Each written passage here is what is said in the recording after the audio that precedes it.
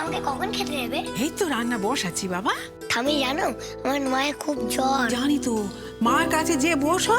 হ্যাঁ, রান্না হয়ে গেলে আমি তোকে ডেকে নেবো, কেমন?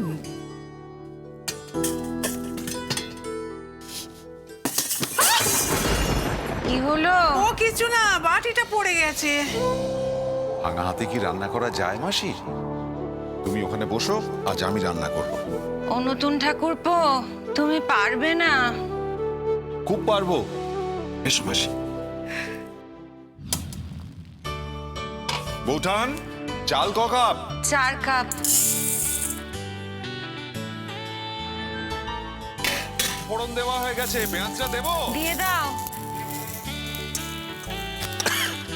কি হলো? ও কিছু না। তখনই বলেছিলাম তুমি পারবে না। আমি ঠিক পারবো বৌঠান, খেয়ে দেখো।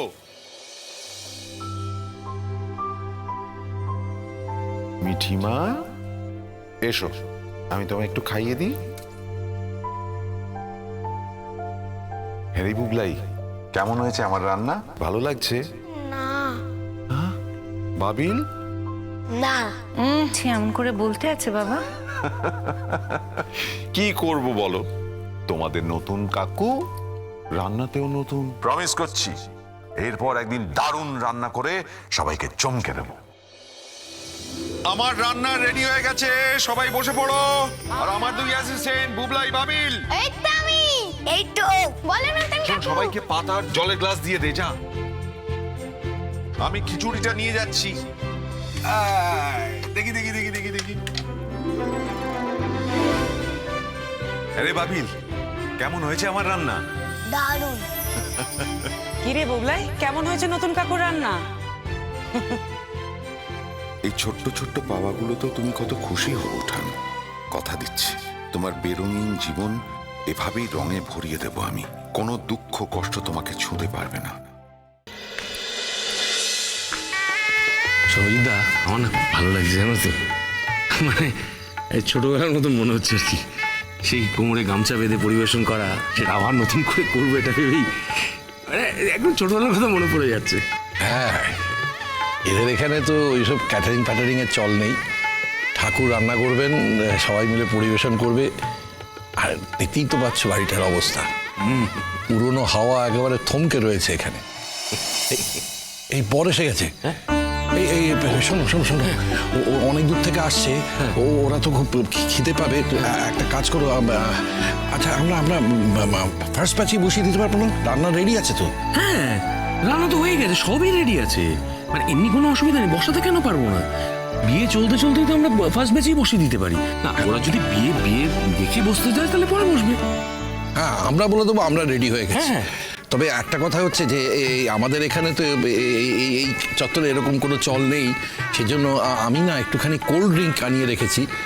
মানে আসছে তো অভ্যাগতদের আপ্যায়ন করার জন্য কোল্ড ড্রিঙ্কটা একটু ডিস্ট্রিবিউট করে দিতে হবে। হ্যাঁ, ওটা কি অসুবিধা আছে? এই তো ছেলেরা রয়েছে, ওরাই তো সব ডিস্ট্রিবিউট করে দেবে। আরে এই শোন না, বলছি তোমরা ওই ওই ঠান্ডা ঠান্ডা একটু সর্বজিৎদা আনিয়ে রেখেছে, ওগুলো একটু বরযাত্রীদের দিয়ে দাও না। ওরা তো অনেক দূর থেকে এসছে, একটু আপ্যায়নের জন্য একটু ঠান্ডা পানীয় এগুলো দাও, সর্বজিৎদা আনিয়ে রেখেছে। যেটু আপনি চিন্তা করেন না, আমি আজ সব ব্যবস্থা করে নেবো। ঠিক আছে ঠিক আছে ঠিক আছে, দিয়ে দিও মনে করে দিয়ে দিও।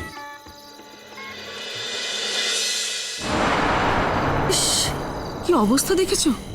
কি বলবো ভাই, একেবারে মদ খেয়ে চুর হয়ে আছে। আর আমাদের পারো এরকম একটা ছেলেকে বিয়ে করবে, বিয়ে করতে ইচ্ছা করবে? আমার তো মনে হয় না গো। কি ভালো হতো বলো, যদি তোমার বাড়ির বউ হতো। আর ভালো, আমাদের আর ভালো কি হলো বলো? আর এই যত খারাপ, এই সমস্ত কিছুর মূলে তোমার তোমার ননদ, যাকে আমি এসব ব্যাপার নিয়ে আর কথা বলতে চাই না। কি বলো তো, মাঝখান থেকে এই টানাপোড়েনের মধ্যে না আমার ছেলেটাকে আমি হারিয়ে ফেললাম। ওই ফ্যামিলি যে কি সর্বনাশ করলো, আশা করি তুমি সেটা বুঝতে পেরেছো। বুঝে আর কি করব অনন্যাদি, তুমি তো আমার কর্তাকে জানো, বোন বলতে একেবারে অন্ধ। সারাক্ষণ বোনের গুণগান। আর আমার শ্বশুর শাশুড়ি, তাদের কথা তো বলাই বাহুল্য। তাদের মেয়ের তো কোনো দোষই তারা দেখতে পান না, মেয়ে যা করে সব ঠিক। আমার অদ্ভুত কথা মনে হয় যেন, যে ওনার মেয়ের জায়গায় যদি আমি হতাম আর আমি এই কাজগুলো করতাম, তাহলে ওনাদের রিয়াকশন কি হতো, মানে ওনারা ঠিক কিভাবে আমাকে নিতেন। একটা কথা আছে না, নিজের বেলায় আটিশুটি, পরের বেলায় দাঁত কপাটি। যাকে আমি আমি শুধু ভাবছি মেয়েটার কথা। ও বিয়েটা ভালো হচ্ছে না গো, জানো। এরকম মদ খেয়ে কেউ বিয়ে করতে আসে বলো তো? তাই তো দেখছি। আর দূর থেকে তোমাকেও তো দেখলাম, তুমি কিরকম বরণ করতে গিয়ে একেবারে কুঁকড়ে গেলে। কুকড়ে যাব না? প্রথমত একটা জঘন্য গন্ধ, তারপরে যেই সামনে বরণ করতে গেছি আমি ঝট করে নাকে গন্ধটা এসছে। তারপরে একটা পাবলিক গ্যাদারিং, একটা বিয়ে বলে কথা, সেখানে ওরা এভাবেই আসছে। জানো তো, আমার না বারবার পারোর মুখটা মনে পড়ছিল। বিয়ের পরে মেয়েটাকে না অশান্তি ভোগ করতে হয়। আর কি জানো তো, মেয়েটা এত ভালো, এত একটা ভালো মেয়ে। আমি তোকে বরাবর দেখছি, ভীষণ ভালো মেয়ে, জানো তো। কি লাভ হলো বলো? ভালো ভালোর মতন তো পড়েই রইলো আলাদা হয়ে, তোমার ঘরে তো আর উঠলো না। তা সত্যি বলেছ।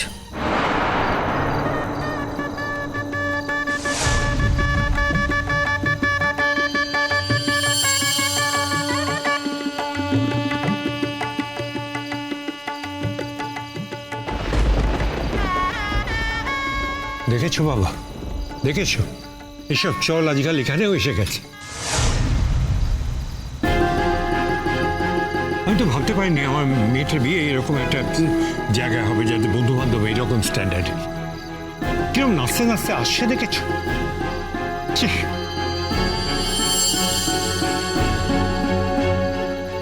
চল চল ওদিকে চল। চলো।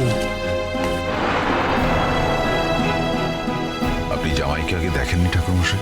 হ্যাঁ দেখেছিলাম, তবে জামাইয়ের পরিবারের সঙ্গে বেশি কথাবার্তা হয়েছিল। আর জামাইকে দেখে তখন মনে হয়েছিল যে শান্ত ভদ্র, আর পরিবারের সঙ্গে কথা বলে ভালো লাগলো। দেখলাম ওদের সচ্ছল পরিবার, ওদের গরু আছে, জমি জমা আছে, সবই দেখে মনে হয়েছিল আমার মেয়েটা ওদের ভালোই থাকবে।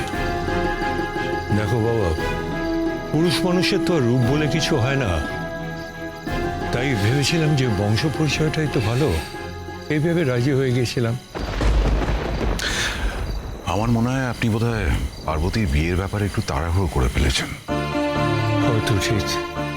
আসলে কি জানো, তোমার মাসা তখন অসুস্থ হয়ে গেলে, তা আমি ভাবলাম যে আমাদের তো বয়স হচ্ছে, আমারও বয়স হচ্ছে, তা আমাদের কিছু হয়ে গেলে মেয়েটার কি হবে, সেই জন্যে এই সম্বন্ধটা আশায় হয়তো হয়তো তুমি ঠিক বলেছো বাবা, একটু তাড়াহুড়োই করে ফেলেছি। তখন তো বাড়িঘর দেখেছি, ছেলের পরিবারের সঙ্গে কথাও বলেছি, খারাপ তো লাগে। হ্যাঁ, হয়তো এরকম এরা সবসময় করে না, তো আজকে আনন্দ উৎসবে এসছে, সেই জন্য এইভাবে এসছে। এটা বোধহয় ওদের স্বভাব নয়, আমরা সেরকম আশাই করতে পারি, তাই না? দেখো বাবা, মায়ের কাছে প্রার্থনা করি তাই যেন হয়। আসলে আমাদের এইসব দেখা তো অভ্যেস নেই, পুরোনো দিনের লোক, তাই আমরা এগুলো ঠিক মেনে নিতে পারি না। আসলে কি জানেন তো ঠাকুরমশাই, দিনকাল পাল্টে গেছে। ঠিক বলেছ বাবু, দিনকাল পাল্টে গেছে। ঠিক আছে, আমি ওদেরকে একটু বসিয়ে আসি। বাবা, লগ্ন তো প্রায় এসে গেল সময়টা, আমি তো সম্প্রদান করব, পুরোহিত মশাইও রেডি হয়ে আছেন। তুমি বাবা একবার ওই পার্বতীকে নিয়ে আসার ব্যবস্থা করো। আপনি চিন্তা করবেন না ঠাকুরমশাই, আমার হাতে 15 মিনিট সময় আছে। ওরা বসতে বসতে আমি পার্বতীকে নিয়ে চলে আসবো। চিরসখা হে